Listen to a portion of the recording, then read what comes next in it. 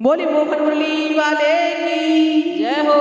और आज हम एक भात की सुना रहे हैं आपको, और एक बिल्कुल सच्चाई है भात के अंदर 100%। हमारे पास के गांव में एक बहन का नाम था बिमला, और उसने अपने भाइयों से कोर्ट में मुकदमा करके केस डाल करके और हिस्सा ले लिया था। ये बिल्कुल सच्चाई है, और ये किसी ने यूट्यूब पर भी डाला है, हो सकता है वो कहानी कहाँ से ली है इन्होंने। तो हिस्सा ले लिया था कोर्ट में मुकदमा करके। तो जब अपने बच्चों की शादी कर रही थी तो उस समय उसके घर में सास, जेठानी, देवरानी, ननद सभी उसको ताने किस तरह से दे रही हैं, और बिमला वो कैसे कैसे रो रही है, क्योंकि समय पे भाई जब तक दरवाजे पे नहीं आते तो बहन का रो रो के बुरा हाल होता है।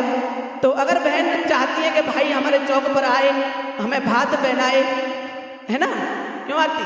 और बिल्कुल, तो हिस्सेदारी ना मांगे भाई से, तो भाई से हिस्सेदारी ना लें, अपने चौक की शोभा रखवानी है, कभी भाई के घर में जाना है।